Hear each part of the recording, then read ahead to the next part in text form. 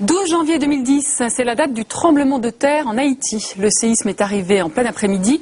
Et la toute première information, c'est d'abord sur Twitter qu'elle s'est propagée et non pas via les médias traditionnels. Twitter, c'est un site internet qui permet d'échanger des messages courts, pas plus de 140 caractères. Ce n'est pas un blog, c'est une sorte de messagerie instantanée qui permet de communiquer à tout un réseau des informations. Twitter est né il y a 4 ans et revendique aujourd'hui près de 40 millions d'utilisateurs. Nous avons voulu en savoir un peu plus. Et chaque jour, entre 5 000 et 10 000 nouveaux comptes Twitter sont ouverts. Twitter, ça veut dire gazouiller. Et depuis sa création en 2006, Twitter a bien évolué. Sur ce réseau, l'objectif n'est pas de multiplier ses contacts ni de se faire de nouveaux amis comme sur Facebook. C'est devenu une source d'information. Mais attention, sur ce site, il est possible d'utiliser un pseudonyme. Alors la fiabilité de ce que l'on y apprend n'est pas toujours assurée. La révolution Twitter, c'est un reportage de Martin Michy, Charles Baget et Franck Delins.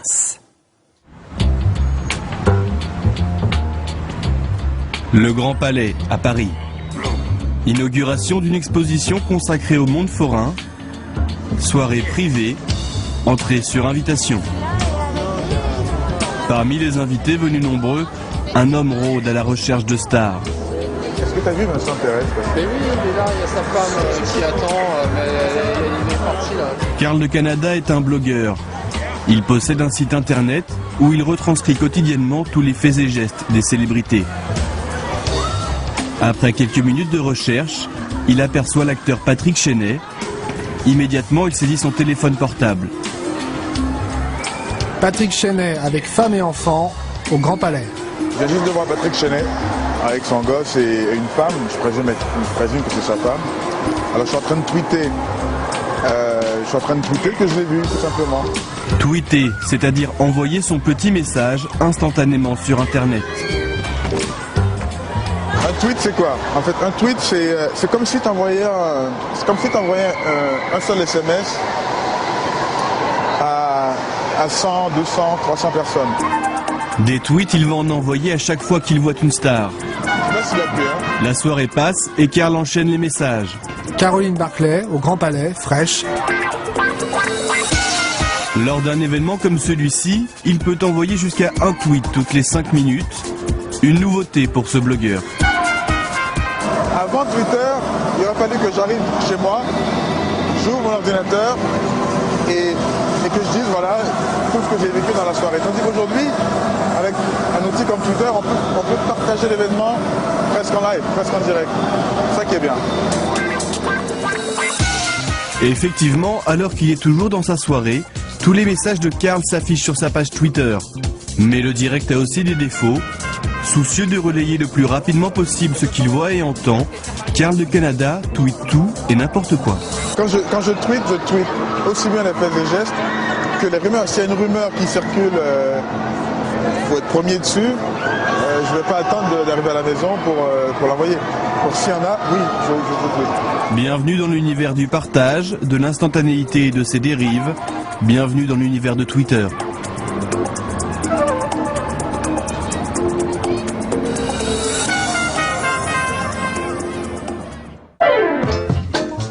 Le 7e arrondissement de Paris. Comme des milliers de personnes en France, Marion Meyer est une utilisatrice de Twitter. Depuis près de 2 ans, ce réseau social a envahi sa vie. Le matin, quand j'arrive au boulot, le week-end que je me lève, j'ouvre ma boîte mail, j'ouvre aussi mon Twitter. Donc c'est partie de ma routine habituelle sur mon ordinateur. Pour s'inscrire sur Twitter, ce n'est pas compliqué. L'opération ne prend que quelques minutes.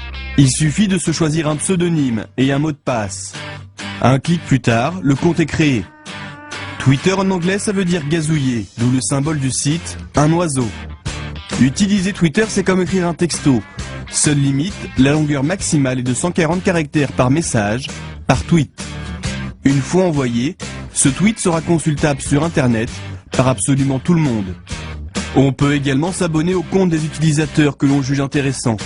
L'avantage est de recevoir directement tous leurs messages en temps réel. Et sur Twitter, il y a l'embarras du choix, stars du cinéma, de la chanson, hommes politiques, journaux, blogueurs ou simples citoyens. Plusieurs millions de personnes sont inscrites et on peut parler avec tout le monde. A l'inverse, n'importe qui peut également décider de s'abonner à votre compte, pour peu que vous soyez intéressant. Donc c'est une sorte de flux continu de gens qui parlent toute la journée. C'est un peu comme si on était dans une espèce de café et qu'on écoutait au bar les conversations de tout le monde. Et si ce que dit quelqu'un t'intéresse, tu vas t'insérer dans la conversation. Ce soir, Marion se rend à un tweet apéro. Comprendre un apéritif où ne seront présents que des personnes qu'elle connaît via Twitter et qu'elle n'a jamais réellement rencontrées. Et même dans le métro, Marion ne quitte jamais Twitter, qu'elle utilise par le biais de son téléphone portable. Si tu consultes pas ton Twitter pendant quelques heures, tu as l'impression de louper quelque chose, Marion ? Non, j'ai raté quelque chose. Non, si j'allume pas, si pendant 3 heures Twitter est éteint, j'ai raté quelque chose. Je sais qu'il se sera passé un truc, que j'aurais raté un article qui m'aura plu de lire, voilà. Je suis pas une droguée, mais, mais presque. Arrivée au bar, Marion découvre enfin les visages des personnes avec qui elle discute depuis plusieurs mois. Autour de la table, des étudiants, des professionnels de l'informatique et du web. Les présentations faites, les conversations se dirigent tout naturellement autour de Twitter et de son utilisation. Et le moins que l'on puisse dire, c'est que Twitter semble avoir pris une place importante dans leur vie. Aujourd'hui, au final, ça me sert, c'est pas indispensable à ma survie, mais ça fait complètement partie de mon quotidien. C'est-à-dire qu'on aime bien poster la connerie qu'on va voir sur le web ou qu'on va voir dans la rue, le détail. Les gens vont le voir, ça va les faire rire, ils vont le retweeter, donc leurs contacts vont le voir aussi. Retweeter, en langage Twitter, cela veut dire reprendre un message existant et le diffuser à son tour afin qu'il touche un maximum de personnes. C'est comme si on voulait dire quelque chose à 500 amis en même temps. Dans la vraie vie, on ne peut pas le faire. Sur Twitter, on peut. L'intérêt de Twitter ne réside pas uniquement dans le fait de pouvoir s'exprimer pour ses utilisateurs. Cet outil leur permet aussi de s'entraider. Par exemple, j'ai rencontré ma coloc sur Twitter. J'ai tweeté, je cherche un appart. Une jeune fille qui a le même prénom que moi m'a répondu mon coloc s'en va. Si ça te tente, on fait une coloc. On s'est appelé au téléphone, on a mangé ensemble et ensuite j'ai pas visité l'appart. Je suis directement allée habiter avec elle. Là, par exemple, je cherche un covoiturage pour aller au festival BD d'Angoulême. Mais c'est pareil, j'ai posté ça et tout de suite j'ai eu peut-être une vingtaine de retweets. Et du coup, j'ai trouvé des gens pour descendre à Angoulême en voiture via ça, quoi. C'est hyper rapide. Un internet à visage humain. Voilà pour ces utilisateurs de la première heure ce que représente réellement ce nouveau service. Enfin, Twitter pour moi, ça devient une vraie communauté. Avec ses défauts et ses qualités comme toute communauté. Mais une vraie communauté, des gens qui communiquent, qui se parlent toute la journée. C'est un réseau qui est pas seulement virtuel, qui est aussi réel. Et tu te fais des potes, des contacts professionnels, voire plus. Marion et ses proches sont des pionniers. En France, Twitter n'en est qu'à ses débuts. En revanche, aux États-Unis, le site compte déjà plus de 18 millions d'utilisateurs. Et celui qui a le plus d'abonnés, c'est Ashton Kutcher, un jeune acteur américain. Dans ses tweets, l'acteur fait la promotion de ses films, mais surtout il raconte sa vie quotidienne. Ses fans adorent ça, ils ont l'impression de partager la vie de la star. Du coup, le 17 avril 2009, il est devenu le premier compte Twitter à avoir dépassé le million d'abonnés. Et il a fêté ça comme il se doit, sur Internet.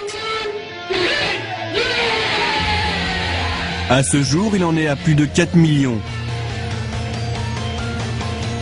Aujourd'hui, la plupart des célébrités internationales ont suivi son exemple et sont sur Twitter.